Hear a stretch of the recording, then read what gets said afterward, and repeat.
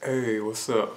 Today I'm going to be giving another review for Star Wars The Force Awakens.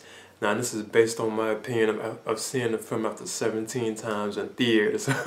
So I've decided to give it like another review, like my own personal like thoughts on it again, like what I think about it. And again, I thought it was like a good Star Wars film, it holds up pretty well, so I'll probably still stick to my like original rating for the film, which is like a B, which I'm giving it. But again, the film it deals with like the events of like say like it takes place like 30 years after episode 6, which was Return of the Jedi. If you like look at the Star Wars films, but now episode 6, Return of the Jedi, was actually the third Star Wars film released at the time, but it's actually considered like episode 6 in like the film series itself. So this film takes place like 30 years after that, and like an event has happened. I'm not going to spoil the film. Which causes like Luke Skywalker, who is now like a master Jedi, he vanishes for some reason and everybody doesn't know where he's at and everything. So like this new like organization that's really a descendant of the Empire, which was like consisted of like Darth Vader and the Emperor Palpatine and stuff like that. This new like like descendant of the Empire known as the First Order. They're searching for Luke Skywalker because they want to destroy him because he's the last Jedi. They know what he's capable of doing. He can actually relaunch like like the Jedi's themselves. So they're after him to destroy him. So at the same time, you have like his sister Leia Organa Solo. She's actually trying to find out where he's at too as well. So she sends like her best fighter pilot, in like their because she's actually a general now too as well, but she sends like her best fighter pilot, out to look for Luke to this planet known as Jakku. So and the guy's name is Poe Dameron. Like I thought he's kind of cool. Yeah, and Poe Dameron, he's an X-wing fighter. He's played by Oscar Isaac. He kind of resembles like Han Solo to like a certain extent, like his like the way he like has like humor and stuff like that, but he's still like serious at the same time. So I thought that was kind of cool, But he's sent to the planet Jakku to find out to get information about what happened to Luke. So it turns out that they have like the location of Luke. He gets it from this guy played by Max von Sydow. I'm not gonna like say what his name is, who has somehow the location of where Luke Skywalker is. So Max von Sydow, his character gives Poe Dameron like the little like map thing that says what Luke is. But as Poe Dameron is about to escape, like the stormtroopers and all that, they're led by like Kylo Ren, who's like this new like I guess you could say villain of the Star Wars like films, kind of because he's kind of resembles like Darth Vader and like Darth Maul kind of mixed together to a certain, even the Emperor, but you can tell he's basically like the new like villain of the film. He shows up to actually get the location of Luke Skywalker, but somehow Poe Dameron he manages to put it in like his little droid known as a BB-8. So then like the First Order they don't know what happened to like the map or whatever the location that they were looking for.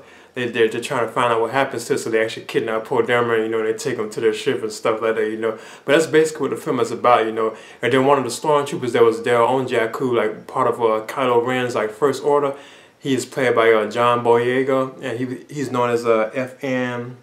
I think it's FN. What was it again? Yeah, his character he is known as FN 2187. That's what he was named as. It's like stormtrooper name, But eventually Poe Dameron renames him as Finn, But yeah, that's what the film really is about. Like eventually they get back to like the Star Destroyer,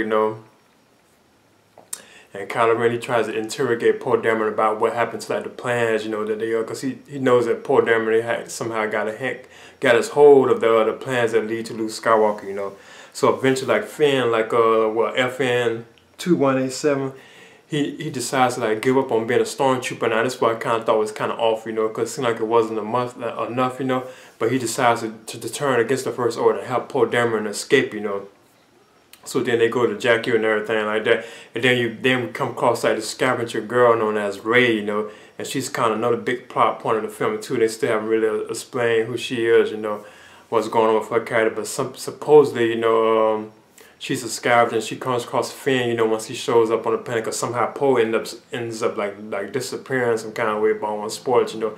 So she meets Finn, and then she learns that he has like the map, you know, to like Luke Skywalker's location. Then she finds out that the First Order is actually after the map, so they come and try to attack her and Finn at the same time. So somehow she ends up in this big adventure with Finn, you know. Then they eventually come across, say, like Han Solo and then like Chewbacca too as well, you know.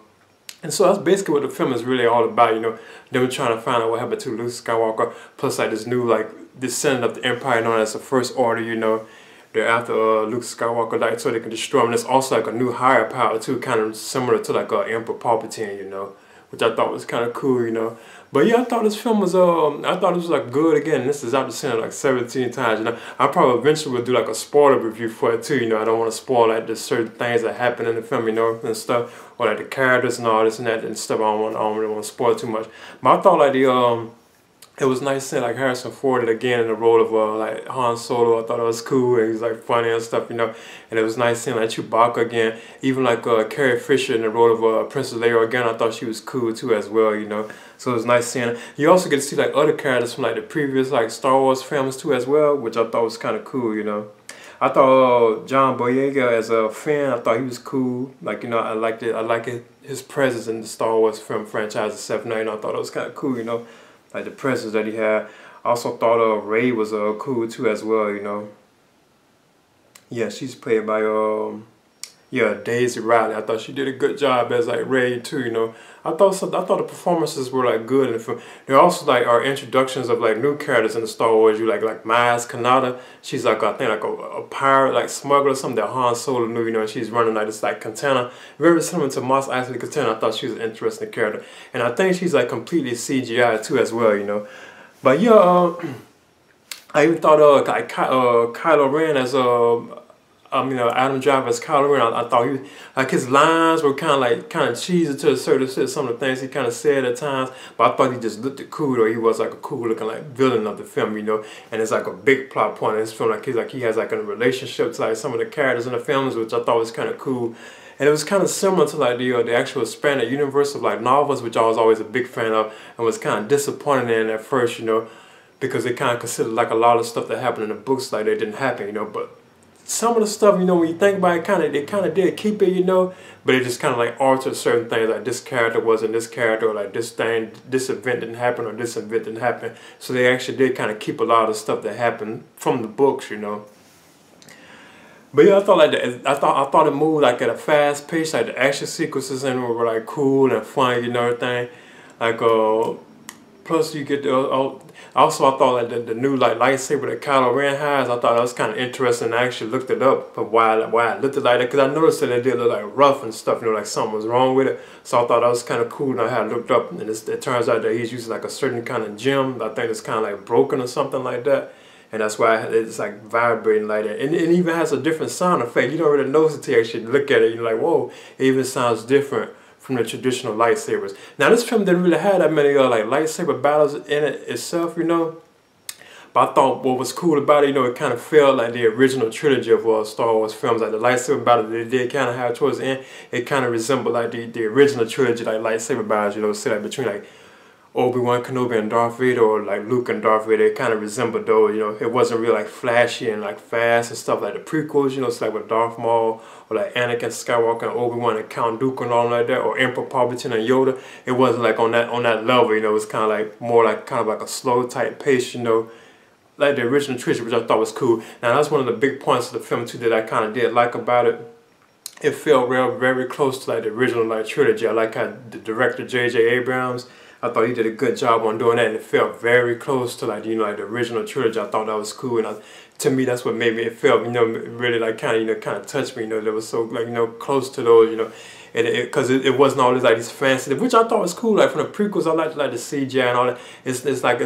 It's not like overabundance of CGI. Everything is like real looking and stuff, and it feels, you know, it feels like everything has been worn out and like, you know, like I guess you could say destroyed and stuff like that. You know, it just feels like the original trilogy, which I thought was like a big bonus for my opinion. You know, so I'm definitely looking forward to like the next two. You know, like I know they're supposed to have episode 8, then they're gonna have like episode 9 too as well. You know. So yeah, this is my review for Star Wars: The Force Awakens, and again I'm giving it a B. So and I might do another review for it too as well. You know, I'm thinking about like a spoiler one. Who knows, yo? And this is after seeing it 17 times. You know. All right, I'll catch y'all later.